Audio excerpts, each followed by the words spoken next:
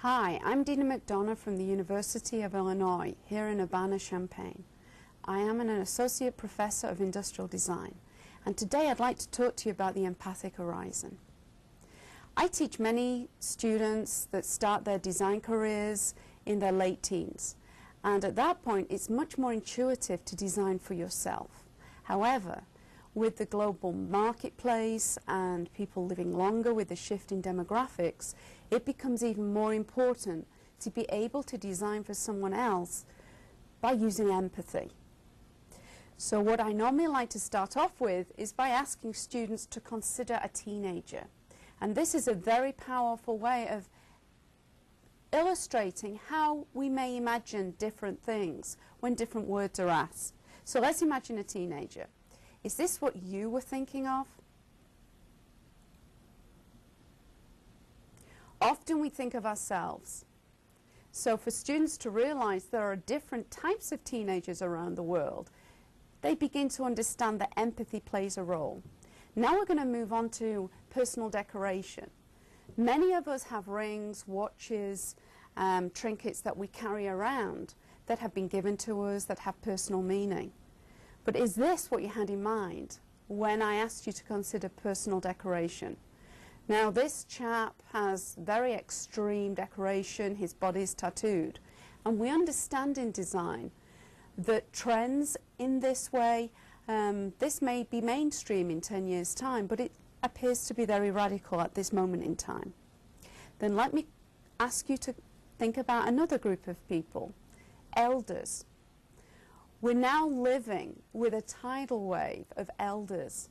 People are living longer. They don't anticipate or perceive that disability holds any barriers to quality of life. So if we think about elders, who are you thinking of? Were you thinking of this person? Probably not. Many of my students think of elders being in their late 30s, early 40s. And so clearly we're looking at a shift in perception. And then I'd like you to consider a chair. A chair is designed to support the body. But is this what you had in mind? This is from a collection, a Chinese exhibition of chairs that were found, discovered around the world. And so if somebody wants to put a discarded seat on a collection of bricks, who are we to declare that this isn't a chair? And then I'd like you to consider a trip to the hairdressers.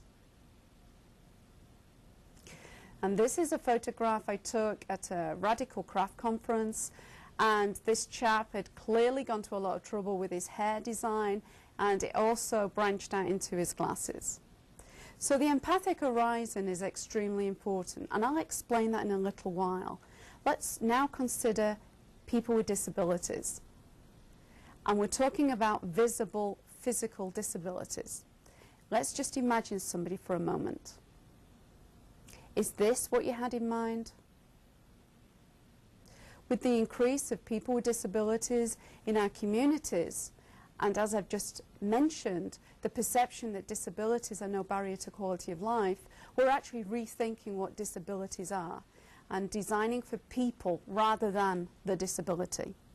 So now I'd like to move on to something that's called the Empathic Horizon. So this is a model which really places us at the moment of birth. We are the whole world. We have to cry to be heard, we have to cry to be fed, and this empathic horizon means that anything beyond our fingertips really doesn't exist.